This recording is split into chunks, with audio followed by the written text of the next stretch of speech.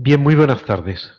Bienvenidas, bienvenidos quienes nos acompañan en el aula magna de Filología y también quienes lo hacen ahora compartiendo no espacio, pero sí tiempo a través de la página del Seminario Comunicación y Sociedad del Grupo de Investigación en Teoría y Tecnología de la Comunicación.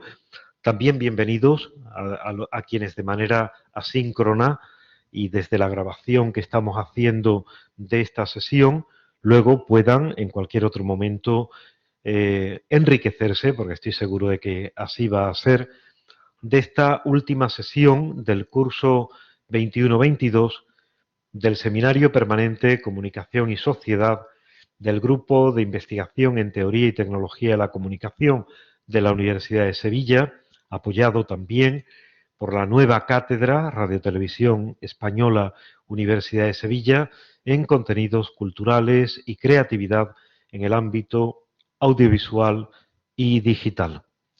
Este año 2021-22 ha sido quizás el más intenso, uno de los más ricos, en esa intrahistoria de casi ya una década de este seminario permanente, a través del cual han pasado figuras de primerísimo orden en casi todos los ámbitos del conocimiento, desde neurocientíficos como Francisco Mora, cuyas obras Neurocultura, Neuroeducación, ahora muy recientemente Neuroeducador, una profesión para el futuro, nos han enriquecido en ese afán, en ese empeño que tiene también nuestro colectivo investigador desde la Consilies, desde la Unidad del Conocimiento, de unir ciencias, ciencias sociales, humanidades y conocimiento tecnológico al servicio de la vida. Han estado grandes escritoras en este seminario, desde Chantal Maillard. Sofía Sánchez vuelve a repetir y ella hace esta sesión de clausura de un año en el que le tomaron el testigo a Manuel Brullón Lozano, que actualmente está en Buenos Aires y al que queremos saludar también porque seguro que verá esta grabación, y que fue el que en los años anteriores me ayudó a coordinar este seminario. En la actualidad, con eso que a mí me encanta, que es el número 3, que supera la dimensión dualéctica, esa a veces dualidad contrapositiva de blanco y negro, de bien y mal. La realidad, la vida es mucho más compleja y mucho más rica. Todos hemos tenido la ocasión también en este seminario de acercarnos al pensamiento complejo de Edgar Morin gracias a uno de sus mayores especialistas en nuestro idioma, nuestro querido compañero Ángel Acosta Romero, que hizo su tesis doctoral sobre comunicación, crisis, conocimiento y complejidad en una aproximación a la obra de Edgar Morin recogida en el libro modestamente titulado La bisagra, pero con ese título fascinante en el que palabras fundamentales como comunicación, conocimiento, crisis, complejidad están ahí presentes. Yo no me voy a detener mucho, solo quiero agradecer a los 3 coordinadores de este seminario en estas 7 sesiones que comenzamos con Carolina Meloni, que siguió Jesús Albarrán. Yo mismo tuve el honor de hacer la tercera sesión, conectando además con algo de mucha actualidad, la película No mires arriba, y yo hice una sesión provocativa, Mira arriba, porque si no nos va a llegar el meteorito y quienes miran más por su propio lucro y les importa poco la vida de los seres humanos en el planeta, terminarán convirtiendo esto en un verdadero desastre. Y con posterioridad, pues hemos tenido la suerte de tener entre nosotros a investigadores, como ya he dicho, de primerísima talla, como es el caso de Vicente Luis Mora, actualmente investigador de la Unión Europea en nuestra universidad y reconocido con varios prestigiosísimos reconocimientos, el propio profesor de la Complutense, Manuel Brullón Lozano, o el presidente de la Asociación de Gestores Culturales de Andalucía, GECA, Rafael Morales Aztola, con quien aquí mismo y hace apenas un mes se firmó también un acuerdo. Hoy, la última sesión le corresponde a nuestra querida amiga y compañera Sofía Sánchez. Yo no la voy a presentar, le he pedido a Jesús Albarrán, su compañero, que lo haga. Entre otras cosas porque no hay nada más hermoso que ir dando poco a poco el testigo. La vida sigue, la vida no termina con nosotros, aunque nos creamos el centro del mundo, y lo importante son los proyectos, y la vida sigue adelante. Y bien saben los que me conocen y saben que yo ya por años de servicio y por edad me podría jubilar, sigo aquí al pie del cañón precisamente porque esta sociedad ha decidido hacer un gran fraude con los más jóvenes y yo estoy en contra de ello. Creo que hay que luchar por el futuro de quienes están cumpliendo todo lo que la sociedad les pide y en cambio no están recibiendo lo que la sociedad se comprometió a ofrecerles. Personas brillantísimas, como es el caso de Jesús Albarrán, licenciado en periodismo, máster en escritura creativa, doctor en comunicación, en el doctorado interuniversitario en comunicación, reconocido este año como el doctorado en lengua española más importante del mundo. Premio Manuel Alvar de Humanidades, con un magnífico libro sobre Bob Dylan. Estamos esperando a que salga su tesis singularísima sobre la poética del imaginario aplicada al videojuego.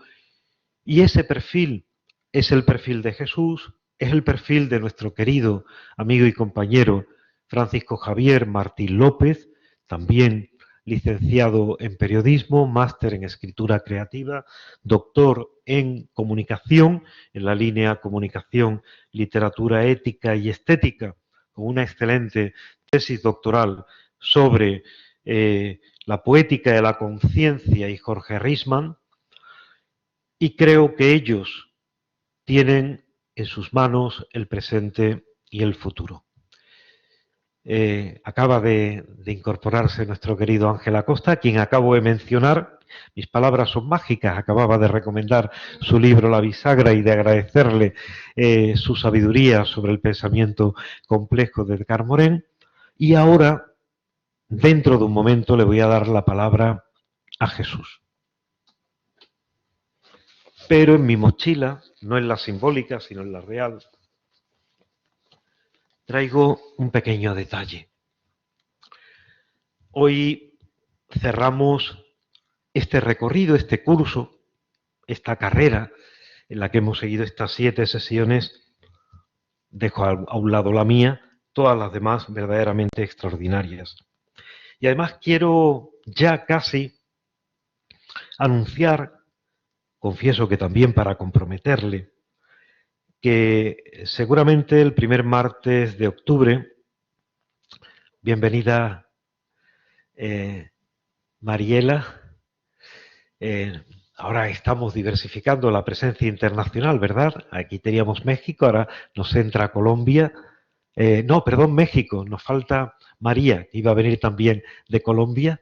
Sí, y bueno, les decía que me gustaría que comenzáramos el seminario Comunicación y Sociedad para el curso 22-23, que también tiene que ser muy especial, con la conferencia inaugural de Francisco Javier Martín López. Pero precisamente como yo tengo muchas deudas de haber aprendido mucho y de haber vibrado mucho también en resonancia. El año pasado dedicamos muchas sesiones a la teoría de la resonancia de Hartmut Rosa. Me van a permitir que haga entrega hoy, espero que no lo tenga, pero si lo tiene, pues da igual, de este libro de una de nuestras invitadas muy especiales en el aula de poesía Ateneo Universidad de Sevilla, que es otra de las actividades a las que estamos vinculados. Olvido García Valdés, una gran escritora, una gran autora. Su último libro se llama Confía en la gracia. Curiosamente, un libro, una vez más, de una persona abierta al mundo, a la intemperie, que no está dispuesta a que de las grandes palabras se apropie nadie. Y la gracia, gratia, es lo que hemos recibido y damos gratis. De la palabra gratis viene gratia, y viene gratitud, y viene gratuidad. Bienvenida, María. Confía en la gracia. Y yo le hago entrega ahora a Sofía de este libro, que no es mío, que es de Olvido García Valdés, con esta dedicatoria. Para Sofía Sánchez, que tiene la gracia de la poesía, con mi admiración, mi gratitud y mi afecto. Muchas gracias, Sofía, y tiene la palabra Jesús Albarrán. Bueno, después de este emotivo momento, que yo tampoco me lo esperaba, yo no sabía nada del libro, debo confesaros que para mí es un verdadero placer y un honor poder presentar a alguien tan querido y tan admirado, ¿no? Para mí como es Sofía Sánchez. Gracias. Sofía, voy a ser muy breve, es una creadora nata. Cualquier instrumento, ya sea musical o verbal, lo manipula, le crea nuevos significados, ¿no? Lo ramifica, lo hace suyo. Creo que es una persona, probablemente, si no es la que más, una de las personas más creativas que conozco. Y una de las personas que más me han enseñado en lo que llevo de vida, ¿no? Y mira que nuestra relación ha sido más intensa en los últimos años, pero ha sido determinante para mí, y creo que también se transpira eso en su poesía, ¿no? Sus últimos libros han sido, yo creo que brillantes, han ido escalando tanto en forma como en contenido. En poesía la forma es el contenido, ¿no? Ya se sabe, pero en el sentido de complejidad verbal, ¿no? Y de complejidad también en el mundo de las ideas, ¿no? Y quería hacer un pequeño recorrido por su biografía. Seguramente me deje algunos de los hitos que para mí son más importantes, pero vamos a ceñirnos a lo estrictamente reglamentario, ¿no? Sofía nace en México, San Luis de Potosí, en el 92, año de la Expo, un año muy importante para España. Más allá, ¿no? Es poeta y editora, licenciada en Ciencias de la Comunicación por la Universidad Autónoma de San Luis de Potosí. Máster en Escritura Creativa por la Universidad de Sevilla. Tuvo bien a cursar ese máster yo creo que esencial para que volviéramos a encontrarnos, ¿no? Todo. Y a echar raíces en este grupo de investigación, yo creo que es una constante fundamental, Sofía, desde el primer día. Cuenta con estudios en diseño editorial y pintura en el Centro de las Artes Centenario. Ha participado en la Feria Internacional del Libro de San Luis de Potosí en México en 2015 y 2016. Se ha desempeñado como docente en la Universidad Interamericana para el Desarrollo y como conferencista en la Universidad Autónoma de San Luis de Potosí y la Universidad Politécnica. También, por supuesto, creadora de la revista de literatura y artes Punto Muerto, aquella revista en la que yo publiqué, de hecho, seguramente mis primeros poemas que me atreví, ¿no? a enseñar. Era un fanzine delicioso, hecho con todo el amor y con un toque artesanal que yo echo de menos, ya no se publica. Volverá algún día. Volverá, ojalá. De hecho, es el fanzine, la revista de literatura, por la que recibió el premio estatal, ¿no? El premio estatal de periodismo de San Luis de Potosí, en 2014, si no me equivoco. Bueno, después hay un reguero de libros que se han incrementado en los últimos años, sobre todo, ¿no? Su primer libro creo que fue Los poemas de un monstruo. Una rosa. En 2012-2013, creo, ¿no? 2012-2013. Después, claro, es prolífica en todos los ámbitos, en todas las dimensiones. Tenemos texto, tenemos pinturas que aparecen en la revista mexicana, por ejemplo, Viaje Inmóvil, en el fanzine colombiano Paradoja Editores y en el fanzine colectivo Ilium, si no me equivoco. También realizado en Barcelona, ¿no? Bueno, en los últimos años ha ganado el segundo premio de poesía Luis Cernuda en 2018 por Los Astros, un libro increíble publicado en ediciones Genuida. Bisontes de Luz, también es un libro increíble, yo voy haciendo un poco de criba, publicado en ediciones Ultramarinas. Y después, bueno, compagina todo esto, toda esta creatividad con una tesis que estamos esperando todos con los dientes afilados sobre Papasquiaro, sobre Santiago Papasquiaro. Es uno de los mayores exponentes del movimiento infrarrealista, ese movimiento casi cercano a lo beat, ¿no? Y a Roberto Bolaño, que es, digamos, su máximo exponente a nivel narrativo, ¿no? En narrativa.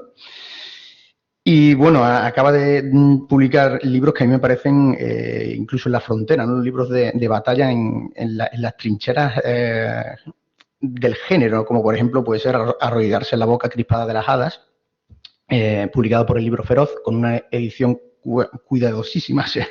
Es una maravilla, tapa dura, mezcla teatro con poesía, con una visión interpretativa de las cartas del tarot, que me parece maravilloso. Es un libro que recomiendo muchísimo. Arrodillarse en la boca crispada de las hadas, del Libro Feroz, publicado en 2019-2020, ¿no?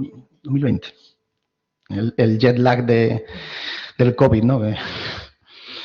Y después, creo que el último libro que tiene, si no me equivoco, es Áncora y la estampida del silencio, publicado por Editorial Garum, que es un libro, yo creo que sobrecogedor, ¿no? Yo siempre recomiendo tanto su poesía como toda su obra, porque Sofía, creo que ella misma tiene una incontinencia creativa, ¿no? De la que yo me siento parte en muchas ocasiones. Yo también soy alguien muy inclasificable en ese sentido.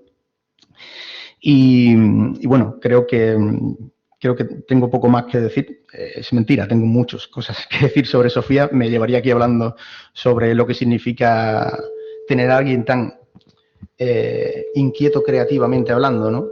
Y que aporta tanto a lo que es el mundo académico por su minuciosidad a la hora de acercarse a los textos, pero también en el mundo creativo, sin ninguna duda, ¿no? Por esa sensibilidad y esa sabiduría con la que se acerca a textos y a creadores y nos descubre todos los días, ¿no? Estos textos y estos creadores. Nada más, Sofía, tienes la palabra. Para mí es un verdadero placer y un honor, como ya he dicho antes. Y todo tuyo. Gracias. Nada. Muchas gracias. A ver. Bueno, sí. Ay, pues muchísimas gracias. Bueno, primero que nada, Manuel Ángel, por tus bellísimas palabras, por, como siempre, inspirar muchísimo, yo creo que a todas las presentes y los presentes, y siempre por inspirar también mi camino. Y bueno, este detalle me parece una señal también, una señal muy hermosa del universo a través del canal que es Manuel Ángel para mí y en mi vida, en lo personal y en lo académico, que creo que siempre he dicho, o últimamente me he referido a ti como una especie y voy a usar la palabra matria académica. O sea, para mí tú eres eso, y aparte de un gran amigo, ¿verdad? Y guía.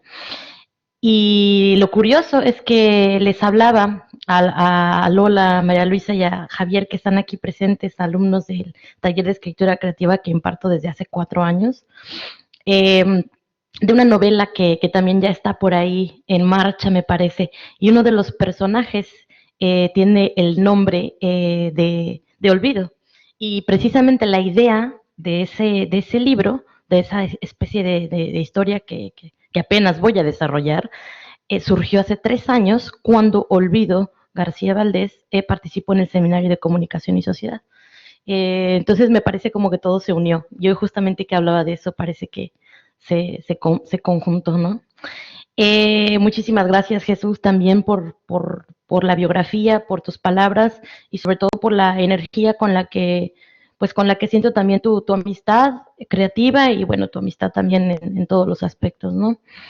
Me da mucho gusto que también estén Ángel y que esté María, Marta, que me contactó de manera digital y le dije, vente porque va a estar bueno. Y no tengo el gusto de conocer a Mariela, compatriota, fíjate, o sea, estaba escrito en las estrellas. Y a los que están conectados online. Yo creo que ya voy a dar paso a la conferencia, a llevarlos de la mano, como decía hace un momento Manuel Ángel, ¿no? Ese feroz. Es interesante porque, bueno, ustedes saben, ¿no? Que una de mis principales ramas de estudio y de conocimiento en los últimos años, pues es la poesía. Y a mí misma me ha tocado ver cómo con los años, ¿no? Se ha vuelto cada vez más interesante el panorama de las letras y en específico el panorama de la poesía en el entorno digital, que es a lo que compete el seminario de esta tarde, ¿no? Evidentemente todo bajo las pinceladas, y uso la palabra muy consciente, también de los carteles y de toda esa parte que también me interesa mucho, que es a nivel visual, a nivel pictórico. Y la pincelada de la creatividad verbal va a estar a lo largo del seminario, pero sobre todo me voy a enfocar en esto en esto que llamamos, de hecho, Quisco y yo, poética multimodal.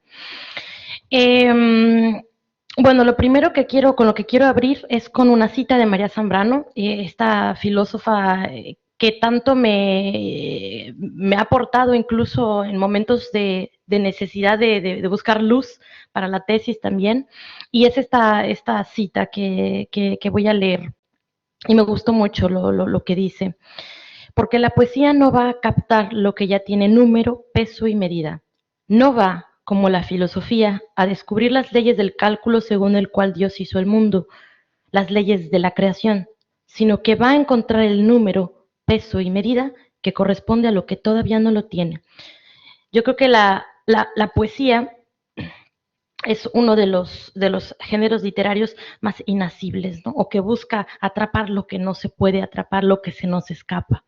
Y yo creo que la digitalización de la existencia ahorita haciendo una especie de símil, es lo que se nos escapa, porque tampoco tiene número, peso y medida. O sea, sí lo tiene a nivel, evidentemente, cableado, a nivel código binario, a nivel software, claro, y hardware, ¿no? Claramente. Tiene peso, número, peso y medida, pero en realidad todo lo que está dentro y todos las posibilidades de ese horizonte creo que apenas estamos por tocarlas, ¿no? Entonces yo creo que aquí se puede dar un debate también muy interesante, y antes siquiera de continuar, que es el debate, ¿no? Que yo no quiero ir por allí, pero que va a tocar el debate de, bueno, ¿y es poesía lo que está ya hecho para los medios digitales, el entorno digital? Esa no es la pregunta más importante. Para mí lo que los invito y las invito a sumergirnos es en la posibilidad. Y la posibilidad y las posibilidades que nos abre el entorno digital, pues son inmensas, ¿no? Entonces, más bien lo que aquí cabría preguntarse o reflexionar es cómo el fenómeno poético está ya inmerso en el entorno digital y cómo podemos desarrollar y cómo podemos criticar y cómo podemos reflexionar también qué es lo que podríamos llamar poesía digital y qué no. Porque digitalizar poesía no es lo mismo que poesía digital. Y eso es de lo que más o menos vamos a ir hablando, ¿no? Entonces, yo dividí en 4 partes el seminario, y el primero es la digitalización de la existencia, ¿no? Entonces, ante esta velocidad en la que nos encontramos, ante todos los avances tecnológicos y cómo las complicaciones, ¿verdad?, del panorama se han ido, de alguna manera, han ido determinando nuestra historia actual y nuestras sociedades actuales que están hiperconectadas, y a esto me refiero más recientemente pues al pasado colectivo más inmediato y devastador que tenemos, que ha sido la pandemia, ¿no? cómo esto nos hizo necesario de alguna manera para mantenernos conectados, comunicados de alguna manera, las redes sociales, evidentemente la telefonía, bueno, yo a nivel personal las videollamadas, ¿no? Con mi familia pues fueron fundamentales, ¿no? Entonces yo creo que en ese sentido se demostró cómo esta conexión, aparte de poder criticarla o verla de manera crítica, pues está teniendo un auge impresionante, ¿no? Y aquí hay una investigadora que me interesa mucho traer a la mesa, que es Claudia Cosa, investigadora de la Universidad de Buenos Aires, que por cierto me remite a Manuel Brullón, a Manu, a quien actualmente se encuentra por allá en Buenos Aires y que le mandamos nuestro afectuoso saludo. Y ella nos avisa de qué es ser digital, o sea, en un sentido casi ontológico, ¿no? Una especie de nueva categoría del ser digital. Y cito, las culturas digitales se han convertido en nuestra atmósfera, y no solo porque disponemos de una cantidad creciente de dispositivos que operan a partir de programación en código numérico binario. Es decir, no solo porque se trate de un fenómeno palpable cuantitativamente, sino porque esa misma cantidad trae aparejada una manera de ser digital, una idea de computabilidad que anida detrás de cada uno de esos dispositivos y que de algún modo se hace hegemónica en relación con la experiencia del mundo, de la vida misma. Esta cita la pueden encontrar en un maravilloso artículo en internet que se llama Poesía Digital Latinoamericana, lenguaje experimental en tiempos de bits. Lo recomiendo muchísimo. Y bueno, entonces aquí creo que es importante entender cómo el mundo de la vida se ha transformado profundamente a partir de estos nuevos medios de comunicación, de estas nuevas dinámicas de comunicación. Y aquí es donde podemos ver que ese impacto evidentemente va a tocar la creatividad humana, la creatividad verbal, visual, ¿no? Audiovisual, que de hecho es algo también de lo que estuvimos hablando el pasado viernes, ¿no? En las primeras jornadas de la cátedra RTVE y la Universidad de Sevilla, que, bueno, aquí tenemos al director de la cátedra y que también este seminario está, pues, de alguna manera unido, ¿no?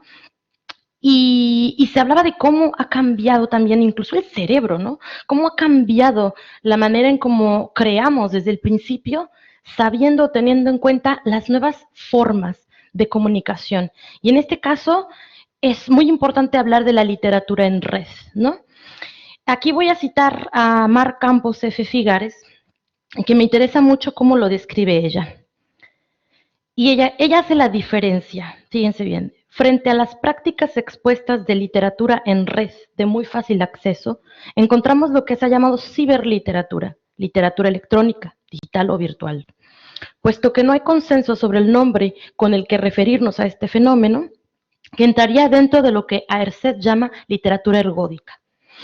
Yo creo que aquí es interesante cómo la autora de alguna manera, y Cossack también, ambas están buscando determinar en dónde entroncar la literatura digital de manera que no la confundamos con la digitalización de la literatura ya existente, ¿no? Entonces vamos a ver cómo lo establece Cossack. Y Cossack lo establece de la siguiente manera. Ella explica muy, muy fácilmente. A diferencia, y cito a Cossack, a diferencia de la literatura asociada al medio libro, la literatura digital es generada desde dispositivos electrónicos digitales o programada en código numérico binario a través de la creación y uso de diversos software y experimentada en vinculación con interfaces digitales. Y aquí es bien interesante porque muestra Cossack una especie de arqueología digital, de cómo a partir de los años 50 se empezaron a generar los primeros textos automatizados. Y esto se vio marcado por varios elementos: su naturaleza experimental, su rareza y, de alguna manera, su inaccesibilidad.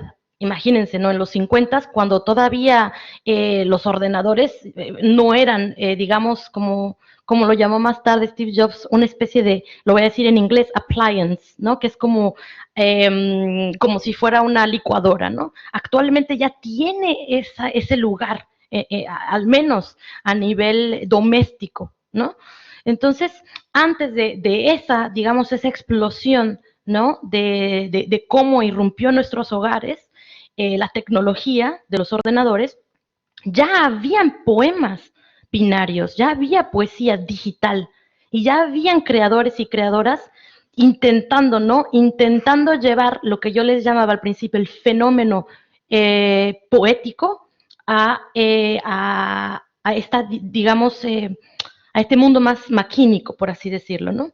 Entonces, si hablamos de una digitalización de la vida cotidiana, podemos decir que uno de los símbolos más importantes que ha tenido la humanidad para expresarse, pues es la poesía, ¿no? Entonces, evidentemente, la poesía lo que va a hacer es adaptarse, vamos a decir, o más bien nosotros, queriendo llevar la poesía a nuevos linderos. ¿Y qué es lo que va a suceder? Pues que naturalmente vamos a navegar en una hibridación de lenguajes, en una multidisciplinariedad. Y el punto en común de todo esto lo vamos a encontrar en la palabra multimodal, ¿no? Y lo multimodal es lo que vamos a entender y que de hecho se ha explorado sobre todo desde la educación, ¿no? La educación multimodal, ¿no? Que es donde más podemos encontrar, digamos, la etiqueta o el concepto. Nos va a llevar a través de la diversidad de lenguajes, ¿no? Que cosa también aquí lo indica. Es decir, vamos a tener lenguajes verbales, visuales y sonoros, todos interviniendo generalmente a la misma vez. Y eso es lo que la práctica artística de la poesía va a intentar hacer, ¿no? Sabemos o ya hay todo el bagaje histórico de lo que es un poema, pero ahora la tendencia o lo que va a hacer es, si de por sí la poesía ya llama la atención sobre sí misma, porque lo que hace la poesía es una especie de desencadenamiento de procesos de sentido, ¿sí? Y una especie de metaliteratura, la poesía tiene esa particularidad. Imaginemos ahora que tenemos todas esas otras herramientas a mano, ¿no? Lo visual, lo sonoro, otros espacios de creación, ¿no? Entonces aquí yo hago una serie de preguntas o intento formular una serie de preguntas muy básicas, ¿no? Pero que pueden ser algunas para plantar la semilla, el seminario, algunas semillas de preguntas, ¿no? Y aquí algunas preguntas son, ¿cuáles son las implicaciones del ser digital en las nuevas formas de hacer literatura? Y que es algo de lo que vamos a seguir hablando, ¿no? ¿Cuál es el impacto del tercer entorno, como lo decía Echeverría, ante la explosión de las culturas digitales en la creatividad verbal? Y por último, ¿en qué medida se transformarán y nos transformarán los horizontes de la nueva poesía digital? Yo creo que estas son preguntas relevantes en el campo de la literatura, en el campo de la poesía, pero también en el campo más amplio, en el espectro amplio de lo humano. No, porque yo muchas veces, y comparto mi aflicción, comparto mi reflexión, digo, bueno, ¿y por qué la poesía? O sea, dedicarle tanto tiempo de estudio y tantas horas, y no es solo porque me guste, o no es solo porque nos gusta, es porque hay una relevancia humana en este pozo sin fondo generador de sentido. Sí, ahí nos referimos un poquito y me acordé de la globalización y la crisis de sentido de Berger y Luckmann, ¿no? Que es también un texto clásico de la comunicación. Pero yo creo que va por ahí. Y ya sin más paso a lo que yo llamo el artefacto poético multimodal. Y ahorita les explico por qué artefacto no en el sentido de objeto, ¿no? Pero antes que eso, hay una pequeña, un epígrafe, por así decirlo, está en portugués, mi portugués está oxidado, pero pues del bossa nova sabe uno algunas cosas, ¿no? Y bueno, creo que se entiende, ¿no? Pero a tecnologia não apenas penetra nos eventos, mas se tornou un evento que no deixa nada intocado. Bueno, que ahí es la traducción, si no me equivoco, es que la tecnología apenas penetra en los eventos, más se tornó en un evento que no deja nada intocado. Y ese es el kit de la cuestión, ¿no? Entonces, a la hora de presentar un discurso escritural, y fíjense la paradoja aparente, no exclusivo de la palabra escrita, sino de una amplitud de lo que es el concepto texto, proponemos hablar no de poesía, ni siquiera solo de poesía digital, y aquí esa es la propuesta, ¿verdad? Más bien de un artefacto poético multimodal. Esta idea, lejos de referirse al artefacto como objeto, se refiere a la actitud de vehículo que parece ser aquello que atraviesa la literatura digital por tener como medio de existencia el dispositivo electrónico. Antes de eso, quiero parar un momento en la palabra artefacto, que se le utiliza usualmente como, o sea, su significado tal cual es, que se emplea para extender los límites materiales del cuerpo. Es decir, el artefacto lo que quiere es ir más allá. Un poco esa noción que tenemos o el significado de símbolo, ¿no? El símbolo que es lanzado más allá, ¿no? Entonces ahí creo que hay una serie de conexiones, ¿no? Por otro lado, el uso especializado del software desde la creación de códigos específicos o la experimentación interfaces digitales se han visto cada vez más desarrolladas, ¿no? Entonces, aquí tenemos otras cuestiones que tienen que ver con la clasificación. Y aquí también me interesa la clasificación. Es decir, hay muchas maneras de creación dentro del entorno digital. Puede ser por modalidad constructiva, es decir, puede ser o deben necesitar internet o no, es decir, puede ser on o offline. El automatismo, es decir, que va a tener generatividad algorítmica o no generatividad, que va a tener interactividad o no, es decir, que tú vas a poder manipular el programa o el poema. Este de hecho es un poema, y ahorita vamos a ir para allá. Este de hecho es un poema, o esto no es un poema, como diría, como dice, esto no es una pipa de Magritte, ¿no? No, esto de hecho es un poema. La autoría puede ser colectiva, puede ser individual, puede ser colaborativa en producción o colaborativa en recepción. Y lo que hablábamos de el concepto multimodal, que los tipos de lenguajes pueden ser verbal, visual, sonoro, imagen en movimiento, etcétera. Así como es importante hablar del soporte, es decir, si está diseñado para un soporte de computadora, de teléfono móvil, de tablet, de pantalla, o si va a ser, por ejemplo, para un museo, para una experiencia, una exposición, ¿no? Que eso también está siendo actualmente, yo hace mucho que no voy a una exposición, o bueno, sí las hay claramente, pero una exposición en algún museo donde no haya también algo sonoro, algo, imagen en movimiento. O sea, lo multimodal ya está en sí por de facto en la exploración de la creatividad, ¿no? Del arte. Entonces, ¿cómo está siendo esto transmitido, por ejemplo, a nivel de educación? Creo que es muy importante hablar de esto, porque muchas veces podemos encontrar, ¿no? Cierta, incluso cierta como crítica, pero desde un punto de vista de no es lo que estoy acostumbrado, ¿no? Y aquí lo que interesa mucho es saber de qué manera las nuevas generaciones están siendo, se está apelando a esto en las aulas. Y en ese sentido, las TIC han impactado a la creación y a la recepción de la poesía, ¿no? Pero ¿cuáles son esos nuevos parámetros de educación literaria, ¿no? Y, sobre todo, ¿cómo analizamos esos fenómenos, ¿sí? Que en la literatura, en la ciberliteratura o la literatura en red, ha estado teniendo más auge. Aquí hay que tomar en cuenta también otra cosa, y yo creo que es interesante hablar también del aspecto experimental, pero sobre todo colectivo. Es decir, hay una apertura, por ejemplo, a que el otro termine, ya sea la narración o el poema. Había el que de hecho era un poema, no sé si está un poquito antes, ese. Este es muy interesante, este es de José Aburto. Él tiene una página web, que de hecho les voy a dejar una serie de páginas web al final, que pueden consultar, e incluso divertirse, e incluso crear.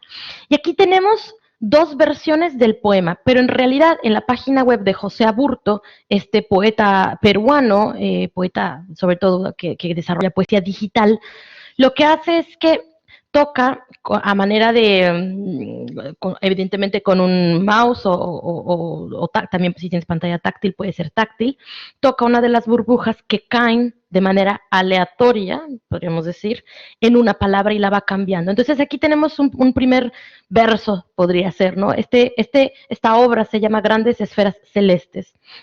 Y aquí dice, la madurez termina por desordenar mis necesidades y olvida lo sagrado en lo cotidiano. La otra posibilidad, ese Dios termina por desordenar mis necesidades y guarda los cadáveres bajo los silencios. Eso fue después de haber hecho, aquí sí se ha pinchado, ¿no? O haber hecho clic en distintas burbujas y haber cambiado las posibilidades del poema. Aquí podemos decir, bueno, tenemos como herramienta base las palabras. Tenemos como herramienta base claramente una selección, es decir, ya hay, pueden cambiar todas las palabras, pero estas palabras ya están predeterminadas. Entonces aquí podríamos decir, bueno, José Aburto está jugando también por eso hablábamos de artefacto multimodal, está jugando con la imagen, porque no olvidemos que hay una imagen, que es el diseño de las esferas, es el diseño, o sea, todo ese diseño con un fondo blanco, eso es un diseño. Está jugando con la palabra y que yo recuerde, este poema en particular no tiene sonido, pero hay otros que sí lo tienen, ¿no? Entonces, aquí hay algo muy interesante, que es lo que decía del carácter experimental, la necesidad de una guía muchas veces para poder deambular entre algoritmos y elecciones y la socialización de la producción. Es decir, esto lo marca también Campos F. Figares. Y es el hecho de que muchas veces, y en el campo de la educación, tiene que haber un guía. Es decir, alguien que invite, ¿no?, a transitar estas nuevas formas de disfrutar, de co-crear y de alguna manera de jugar con las palabras y la poesía misma, ¿no? Porque muchas veces se le ha dotado de una seriedad que la tiene, por supuesto, a nivel lo que generamos, y esto se ha dicho mucho en el seminario, ¿no? Y lo dice mucho Manuel Ángel, cuando yo hablo, estas palabras resuenan en tus oídos y de tus oídos van a tu cerebro y esto transforma el cómo pensamos, ¿no? El cómo piensa el otro. Esa responsabilidad está ahí, ¿no? Pero yo creo que también esta parte lúdica que ofrece este tercer entorno o el entorno digital, podemos también hacer uso, incluso atraer, ¿no? O sea, ¿qué pasaría si le damos esto a personas que están en su etapa de formación, ¿no? Y a la par de los grandes clásicos, como debe ser, que son las bases del lenguaje, también traer esto a la mesa, ¿no? Creo que también sería una manera yo siempre he pensado, y creo que siempre lo hemos dicho, de integrar, no de separar, sino de ver qué elementos tenemos en la mesa y si lo digital ya está aquí, bueno, ¿qué puedo hacer y cómo puedo experimentar con ese fenómeno, ¿no? Y con ese vehículo también de pensamiento. Aquí es bien interesante cómo podemos transformar, porque muchas veces la tecnología tiene un aspecto que puede ser enajenante, ¿no? O puede tener, muchas veces, hay un graffiti que me encanta en la calle Relator, que dice, la vida tiene su propio ritmo, no se lo vendas al algoritmo. Les juro que iba a sacar una foto y le iba a traer, pero dije, no, a ver, concéntrate en esto. Pero se los puedo contar, ¿no? Y yo creo que tiene esa parte crítica claramente, pero de lo que aquí se trata también es un poco de ir a ese mismo sistema y en lugar de solo ser receptores, ser creador o ser co-creador. Y si la literatura o la ciberliteratura o incluso la poesía digital ya está a la orden del día, ¿por qué no crear esos espacios? O incluso si nunca no nos ha dado curiosidad o no nos los han presentado en la escuela seguramente, bueno, a mí, yo no tuve esa experiencia hasta mucho tiempo después, quizá ya en el máster o ya más dedicado a la literatura, pero yo no tuve tanto esa experiencia de ver el poema como algo que podía transformarse. Siempre ha sido como, es la piedra filosofal, esto ya no lo toques, es perfecto, que así es la rosa. Pues sí, pero la rosa está hecha también para, yo como poeta hago eso. Yo me sirvo de lo que ya existe y un poco juego también con las palabras, porque si no nos divertimos, ¿de qué se trata esto, no? También. Entonces, eso es de lo que hablábamos, el carácter experimental, los algoritmos y las elecciones, la socialización de la producción, ¿no? Entonces, aquí viene la parte crítica, porque la hay, ¿no? Las implicaciones de haber sobrepasado el límite de lo que el ser humano o la máquina pueden generar, aplicando el principio de la complejidad, ¿no? Hablábamos de Edgar Morán y hablábamos de Ángel Acosta también y de la bisagra. La complejidad entendámosla como esta especie de entramado, este entramado múltiple y en varias direcciones de lo que se compone, ¿no? Las cosas, la vida, los hechos, los fenómenos. Y eso es una explicación muy superficial, ¿no? No es tan compleja, es más bien superficial. Pero, continúo, es muy posible que nos preguntemos hasta qué punto puede un código generado por un ordenador realizar o no un poema. Pero vean que detrás del código está el humano, ¿no? Y eso es a lo que va lo que yo quiero aportar, ¿no? Que es poner de relevancia que la poesía como fenómeno de creación está presente en cualquier medio, creado o diseñado por la creatividad humana. Como es demostrado, es síntoma de la relación bidireccional tan estrecha, y yo ahí cito un poco también superficialmente a Nietzsche, que más allá del bien y del mal, se ha situado en el binomio humano-máquina. Y precisamente eso es la propuesta de hoy, ¿no? Si voy muy rápido me dicen porque luego yo no paro y es como de no darnos un respirito, puedo hacerlo también. Esta parte es importante en el aspecto que ya entrados en materia, quise dirigirlo todavía más, en este caso, a lo que se está haciendo en Latinoamérica. Entonces, aquí es bien interesante porque, bueno, hay una cita, un epígrafe que tomo para esta parte que llamé Nuevos Mundos, poesía digital latinoamericana, y que está, y lo leo en inglés y traducimos. Es de Eugenio Tiselli y Lucas Stills, que por cierto Eugenio Tiselli también es un poeta digital mexicano, bastante reconocido y con mucha experiencia ya desde hace muchísimos años en la poesía digital, ¿no? Así propiamente. Y dice, communities formed in order to manage and defend a commons and community memories are distributed information systems that help them do so. Entonces aquí es interesante porque el trabajo de Tiselli habla sobre la memoria comunitaria, ¿no? Entonces, dice que las comunidades se forman para manejar y defender lo común y las memorias comunitarias son información distribuida en sistemas que les ayuda a hacerlo. Está un poquito complejo, pero por ahí va la cosa, ¿no? Entonces, en este sentido, Cossack hace una especie de digamos, de radiografía o de ejercicio de arqueología digital, que ahorita les voy a compartir también, que no vamos a ver cada uno, pero para que existe y que ya está. Y es como a partir, y fíjense qué interesante el momento en el que evidentemente tecnológicamente tenían los medios, que es en los 50, es esa la década en la que empiezan ya, en los 60 empieza ya a generarse los primeros poemas visuales, esto en Latinoamérica, yo me centré, puse el ojo ahí porque bueno, siendo también yo una latinoamericana, dije, bueno, voy a llevar por ahí el seminario, pero imagínense la cantidad de poesía digital, si te vas a Estados Unidos, evidentemente, si te vas aquí mismo en Europa, deben de haber miles de millones de ejemplos. Aquí está centrado en Latinoamérica.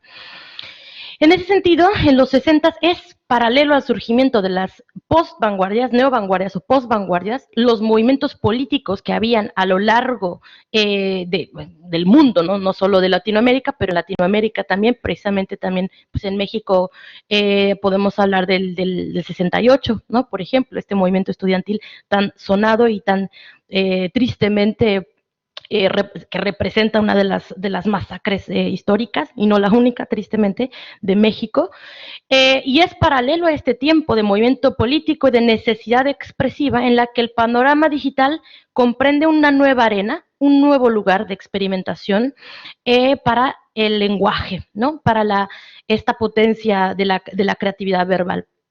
Y esta cronología que hace Cossack solo se centra en Argentina y Brasil.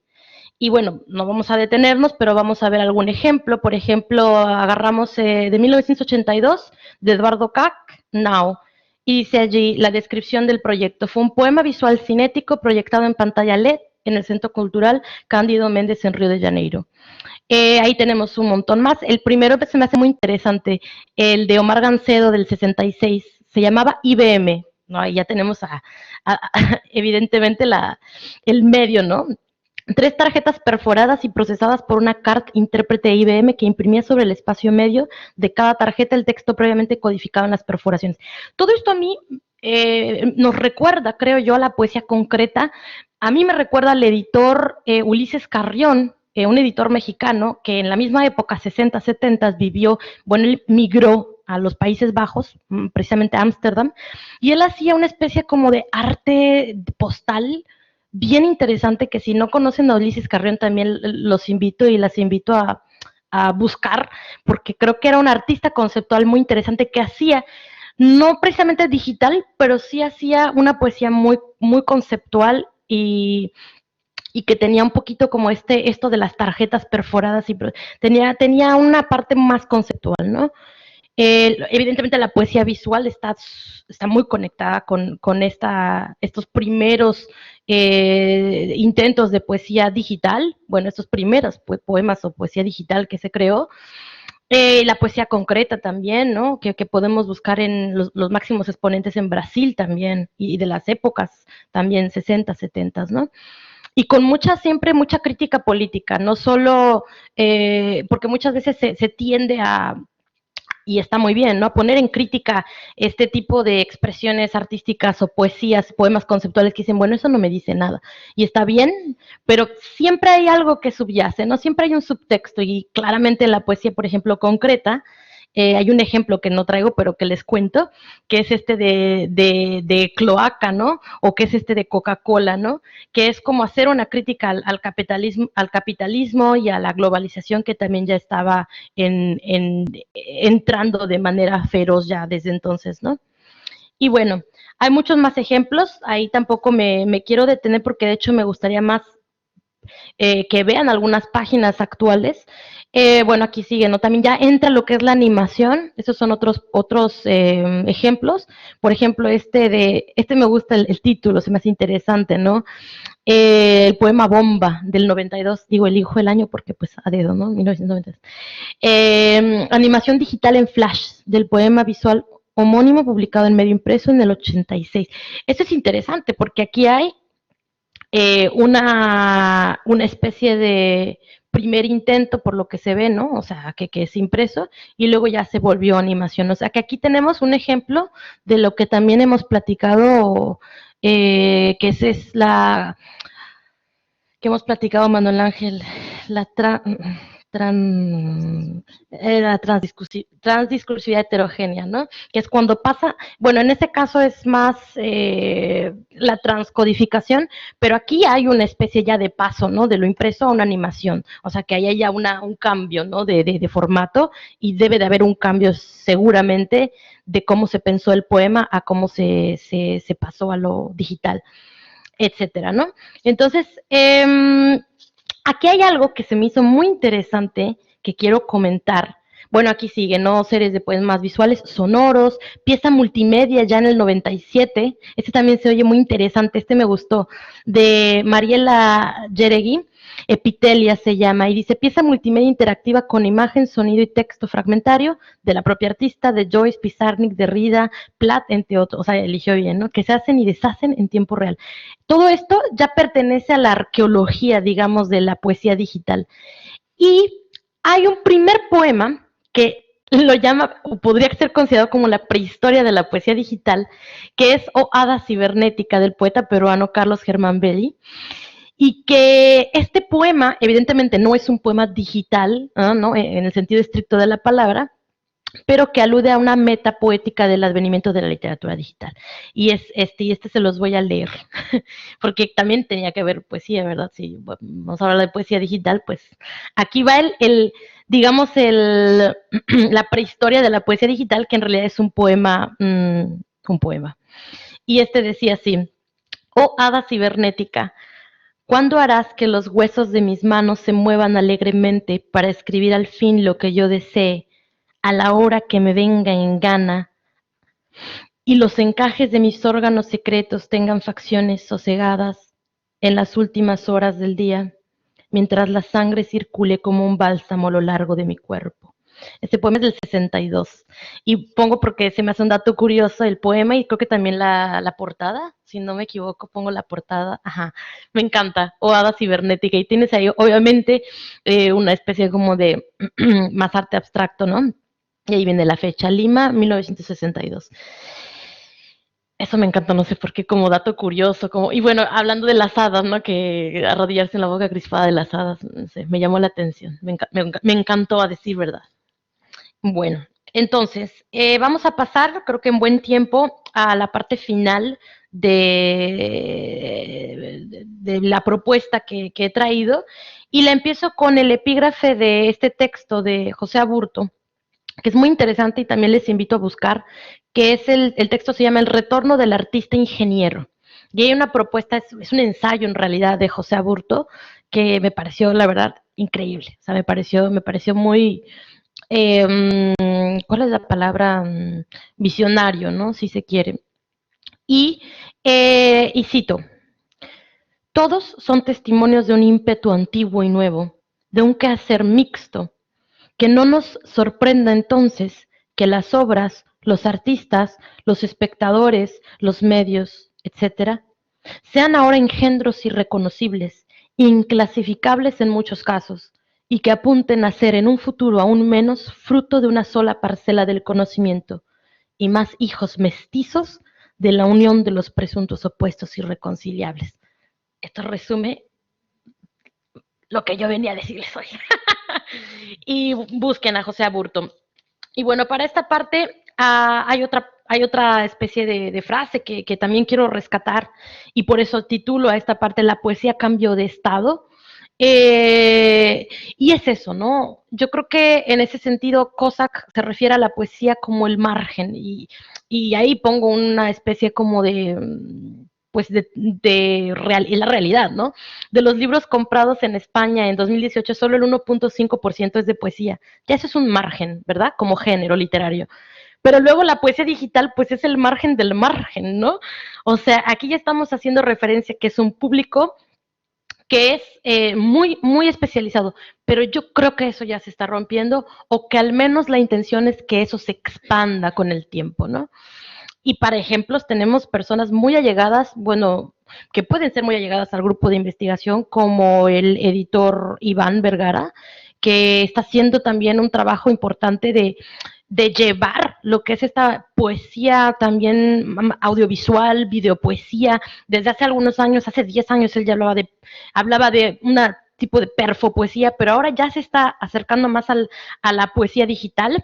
Y otro de los miembros de la plataforma Placa, que es Carlos Ramírez Cobra, de hecho, me mandó hace un año, bueno, y muchas más otras experiencias digitales que le está realizando, pero un libro que se llama Dios es un píxel, Dios un píxel, y que también les recomiendo mucho. Todo eso se lo recomiendo al final. Aquí viene la parte, para mí, o una de las partes más interesantes, porque creo que hasta ahora mucho de esto, al menos yo creo que todos veníamos manejando conceptos, ya no sonaba todo. Pero una de las rarezas que me encontré y que tengo el placer de conocer a Tina Escaja, que es investigadora, y también que ha desarrollado varias propuestas que tienen que ver con la poesía digital y que les recomiendo, es un concepto aquí medio peliagudo que me encantó. Y el concepto es la tecnetoesquelética. La tecnetoesquelética, ella primero hace la referencia pues a tecnes, ¿no? Que es la parte técnica, las arts, el arte, ¿no? La tecne de hacer algo. Luego hace el mismo tecneto, pues que se refiere a la parte tecnológica, claramente, y muy importante la esquelética, haciendo alusión al cuerpo, haciendo alusión a la construcción de nuevas identidades tecnotextuales. Esta escritura hipertextual integrada en el medio ya es, ella dice, un híbrido entre el cuerpo y la máquina. Y muchas de esas nociones hacen, por decir, puse consonancia, pero sería más bien resonancia, con la teoría feminista Donna Haraway y el manifiesto Cyborg, que también invito a que si no lo han leído, pues a que le den una oportunidad, por ser un texto importantísimo feminista, pero también importantísimo a nivel teórico y filosófico, así, simplemente como filosofía y como una persona que también creo que está muy adelantada a su tiempo. Y cito a Escaja: pero la imaginación no solo produce monstruos, la tecnología permite también la realización de determinadas utopías. La metáfora cibernética presenta el vehículo ideal de ruptura de categorías y designaciones opresivas, decodificada por el feminismo. La metáfora del cyborg en la lectura de Haraway resulta principalmente liberadora. Y aquí leo, cita Escaja Haraway y la leo en su idioma original. It means both building and destroying machines, identities, categories, relationships, spaces, and stories. Significa tanto construir como destruir máquinas, identidades, categorías, relaciones, espacios e historias. Y Donna Haraway va a hablar mucho de lo que tiene que ver con las historias, con el relato, con construir y destruir, sobre todo relatos, los relatos que nos hacen, que generan nuestras identidades, ¿no? Aquí ya hay una serie de páginas que sí me gustaría, si es posible, abrir. Creo que he puesto, sobre todo en los primeros, simplemente para que las conozcan y las vean visualmente. El primero es de Karen Villeda, que es poetrónica. Aquí tienes un espacio donde, por ejemplo, si pones poesía y multimedia, debes tener o debe aludir a algún tipo de, yo lo que he ido haciendo es que te va a poner los proyectos que ella ha hecho. Aquí tenemos mucha videopoesía, dodo, poesía en stop motion, ¿no? Pues Bavia, que es poesía visual, ¿no? Ahí tenemos como una serie de proyectos que Karen Villeda ha realizado. Y que, por cierto, a Karen Villeda yo la conozco por ser premio de poesía Elías Nandino, y la poesía, digamos, tradicional del libro la maneja muy bien. Entonces también para que busquen a Karen Villeda, me parece que el libro se llamaba Tesauro, librazo, y muchos otros libros que ha publicado. Aquí tenemos un espacio virtual donde ya viene a lanzar otras propuestas. Viene a lanzar, por ejemplo, esto si lo vemos a primera instancia, bueno, es algo mucho más juguetón, mucho más lúdico, ¿no? Vemos ahí que esto seguramente es una especie de video, ¿no? Vamos, si quieren, a pasar al de José Aburto, que creo que es del que saqué el ejemplo, porque, ajá, del poeta peruano José Aburto. Y ahí tenemos el de grandes esferas celestes, ya que lo vimos para que vean cómo funciona. Está en electrónicos, está el tercero. Es el tercero. Ahí verá, ese. Y ese está muy interesante. Visualmente también creo que, a ver, muchas de estas páginas, de estas propuestas también ya tienen mucho tiempo. Evidentemente son de las primeras propuestas que aparecen como poesía digital. O sea que seguramente lo que yo les muestre hoy, mañana va a tener una vigencia. Esa es la cuestión, ¿no? Con los medios digitales. Una vigencia distinta. Por ejemplo, aquí va a cambiar esto, ¿no? Y tenemos una casualidad, crece hasta desordenar los horizontes y traspapela los cadáveres junto con los silencios. Y ahora va a cambiar y vamos a ver qué dice. Y cambia un par de palabras. Quitamos esa. Es bien interesante porque si te fijas, algunas se quedan, algunas palabras, pero cambia un par de palabras. Vamos a ver qué tenemos aquí como resultado. Y dice, el destino crece hasta desordenar los horizontes. Y aquí, por ejemplo, la palabra cadáveres, yo la quiero. Y apresura los cadáveres bajo la brisa. A ver si ahí nos cambia. Pero aquí ya deseamos. Yo no sé ustedes, pero yo empiezo. Mira, aquí ya tenemos la palabra sagrado que me gusta más. A ver, leemos ese. Dice: el destino crece hasta desordenar los horizontes y apresura lo sagrado bajo la brisa. Qué bonito. ¿Verdad? Ese, mucho mejor. Hasta que le quitamos los cadáveres. y ahí le van picando. Entonces, esta página me gusta mucho, me interesa mucho el trabajo de José Aburto. Ahora, vamos a ver qué otro. El de Eugenio Tiselli tiene algo. Eugenio Tiselli es el poeta mexicano, que yo creo que es de los primeros como nombres así que se han abierto un lugar en el panorama de la poesía digital en México y en Latinoamérica. Por ejemplo, aquí yo sobre todo veo que lo utilizan más como, a diferencia del de Aburto, este es más visual y más todavía textual. Por ejemplo, vamos a picarle aquí al que tú quieras, al que te lata. Ese. Más que este va a estar en inglés. A ver. Sí. A ver, bueno, este es un texto, este es una especie de, vamos a decir que de ensayo, ¿no? Y hace un mapeo y te pone el mapa. También había algo muy interesante que está haciendo Eugenio Tiselli, que es una página precisamente de mapeo de memoria. Y era yo creo que eso al que se refiere. Este, por ejemplo, pone bailarina lenta y pone una fotografía. ¿Sí? Entonces aquí ya hay lo que decíamos, ¿no? Esta parte precisamente refleja, ¿no? El artefacto multimodal. Es decir, aquí él pone un título, bailarina lenta, y te pone, y te suelta una fotografía. Vamos a ver qué más hay.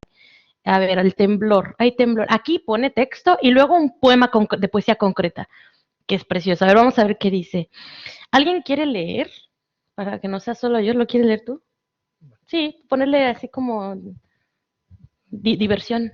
Porque hay algo que dice pájaro muerto, no quiero leer. Ah, sí. Aquí, sentado bajo la gelatina, dicen que cuando pasa una cosa, pasan muchas. Pero yo digo que todo lo que pasa es una sola cosa, una sola serpiente. Vine aquí a pensar en eso, pero el pájaro muerto nomás no levanta el vuelo. Aquí tenemos ahí una serie de poemas. Eso es poesía visual, vamos a decirlo. No es poesía concreta, es poesía visual. En fin, ¿qué aquí hay para entretenerse? Ah, mira, este dice, escrito en el primer confinamiento de la pandemia de COVID, marzo del 2020. Bueno, y tenemos una imagen y tenemos un texto. A ver, leo un cachito. Sabemos que nuestros pensamientos están mal preparados para entender la complejidad. También lo están los modelos matemáticos que se vuelven imposibles de manejar una vez que el número de variables aumenta. Y hoy no las vemos con un mar de variables. No nos queda más que bailar, lo sugirió Donella Meadows. El baile es la mejor manera para sintonizar con un sistema complejo. Hablamos de complejidad.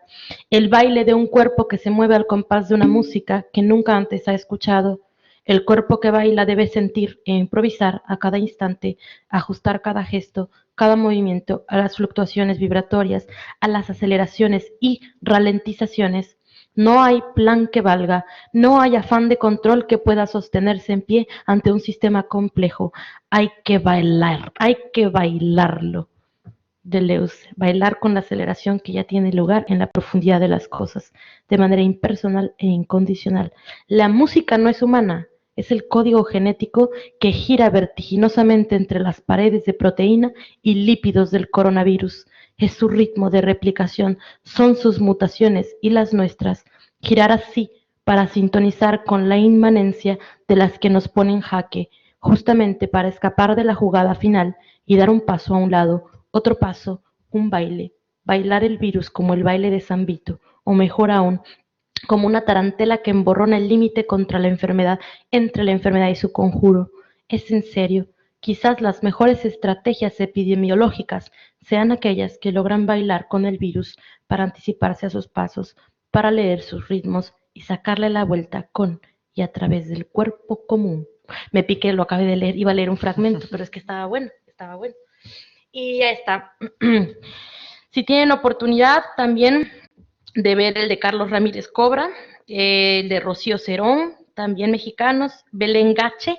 Belén Gache es argentina y también es una referente en la poesía digital. Ella hizo un proyecto que se llama Mariposas Libro. Aquí, por desgracia, no tengo el hipervínculo, pero bueno, pueden buscar su nombre, Belén Gache. Y ya está. Y eso es por mi parte todo. Mucha información, un poco así como veloz, muchas pinceladas, porque creo que el tema da para mucha profundización, pero sin lugar a dudas creo que también da para mucho debate, y yo creo que sí sería como lo suyo, también dejar un espacio para, pues, para compartir, debatir, o cantar, o bailar, o jugar, todo lo que quieran. Y eso es.